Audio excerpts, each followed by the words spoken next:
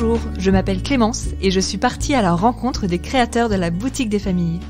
Ils nous ont ouvert les portes de leurs ateliers pour nous raconter comment, un jour, ils se sont lancés dans la grande aventure de l'entrepreneuriat afin de commercialiser leurs créations et pour certains, vivre de leur passion.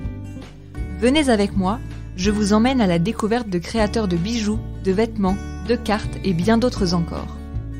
Bienvenue dans le podcast Une passion, une création, un podcast proposé par la boutique des familles, la marketplace des créateurs français de familles chrétiennes. Bonjour Virginie. Bonjour Clémence. Merci d'avoir accepté notre invitation pour ce nouveau podcast Une passion, une création de la boutique des familles. Merci de m'avoir invitée. Virginie, vous êtes illustratrice et vous avez lancé la marque Décorgraphe. Vous avez une petite particularité car vous travaillez beaucoup avec le plexiglas et je vous cite, qui laisse passer la lumière et les couleurs grâce à la transparence. Vous proposez aussi de nombreuses cartes. Je vous ai demandé aujourd'hui de venir avec une de vos créations favorites. Est-ce que vous pouvez nous la présenter ? Oui, alors c'est justement, j'ai utilisé du plexiglas et alors j'habite Orléans et du coup j'ai illustré Jeanne d'Arc. Voilà, alors j'ai dû donner un nom à ce produit qui finalement s'appelle Plexicone pour faire un diminutif entre le plexiglas et l'icône. De fait, vu que j'utilise l'ordinateur et Photoshop, Illustrator pour créer, je ne pouvais pas appeler cette création une icône. Ça serait, l'icône c'est de la peinture, des heures de travail. Alors moi aussi j'ai des heures de travail, mais c'est pas de la peinture. Donc je me suis dit Plexicone, c'est pas mal pour résumer un peu le produit. Voilà. Bon, c'est vrai que c'est une très jolie icône. Moi je connais vos icônes parce que vous faites déjà la Sainte Vierge, Saint Joseph. Et du coup, Sainte Jeanne d'Arc, qui est la 3e, si je ne me trompe pas. C'est vrai que c'est très lumineux. Je vous invite à aller la voir sur notre site Boutique des Familles ou sur les réseaux sociaux où on la met régulièrement en avant.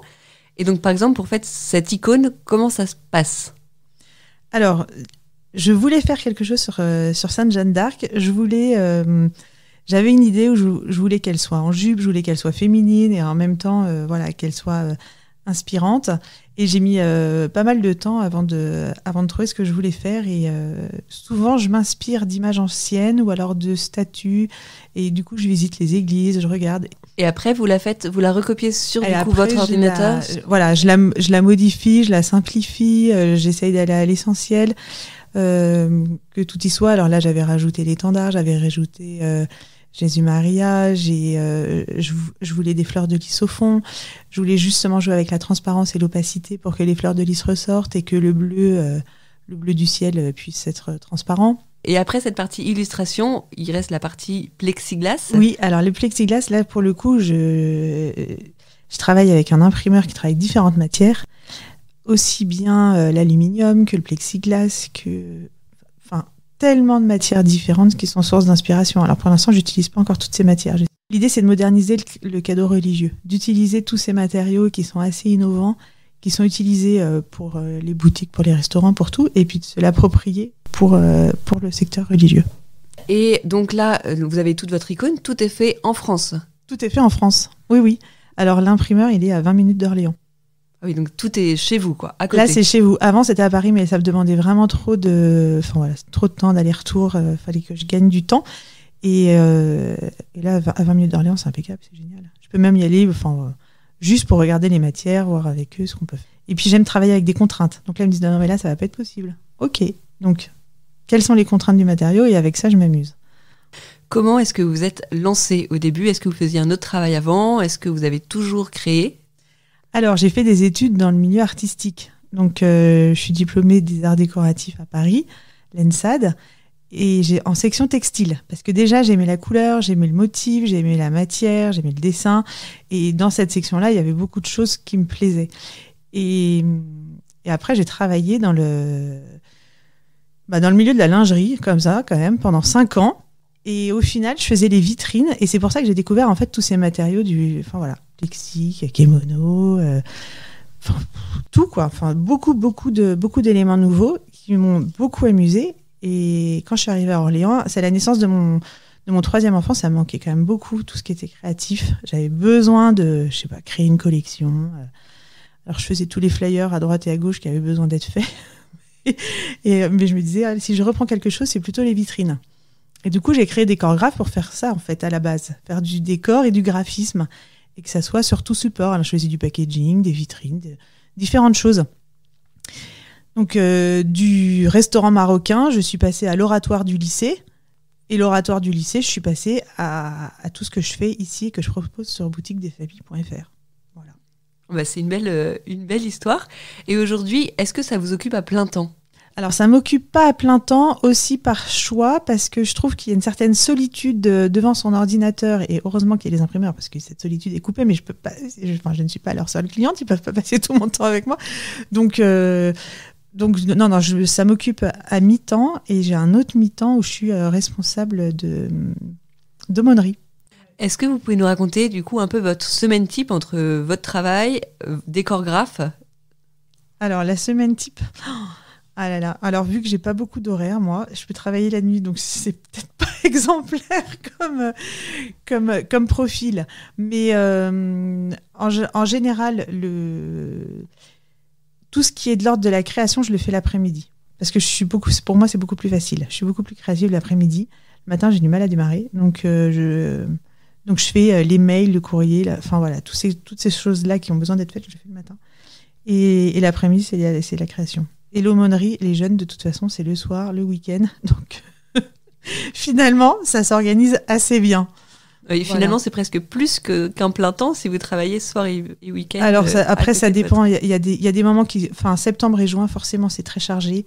Janvier, février, mars, c'est le moment où je peux faire une formation complémentaire, créer et affiner la collection pour le printemps. Novembre, décembre, je serai plus sur place sur des ventes parce que c'est comme ça aussi que je me fais connaître.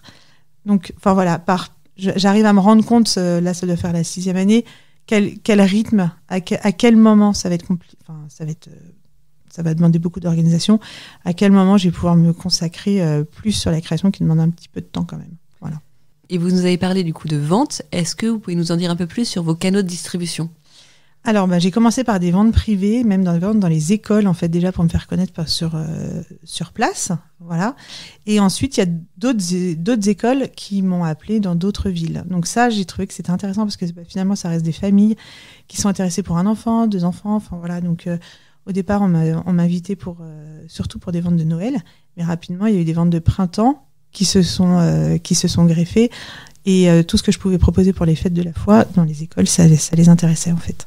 Donc vos clients sont des écoles, des particuliers ? Des écoles, des particuliers, et puis aussi des associations aussi, des associations qui demandent d'avoir des créateurs. Ouais, c'est une belle aventure à chaque fois. Et puis surtout, une fois qu'on est sur place, on a tout de suite le retour des personnes sur nos produits. Ah bah ça j'aime bien, ça c'est intéressant, ah j'aurais fait ça. Et alors que via le site internet, ça peut être très long en fait d'avoir un retour, alors que là, il n'y a plus qu'à prendre des notes et en fait, les produits, en fait, ils évoluent. À la fin de ces ventes-là, ils évoluent, c'est sûr. Oui, c'est sûr que c'est chouette d'avoir le retour client. Et on parlait des réseaux sociaux. Est-ce que pour vous, c'est un peu clé, les réseaux sociaux ?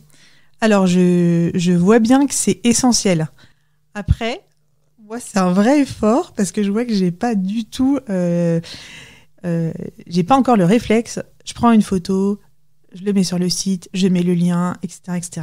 Déjà parce que je suis pas très douée en photo, donc ça me demande un temps incroyable déjà de faire une mise en scène. Donc, mais bon, en forgeant devient forgeron et voilà, on apprend chaque jour.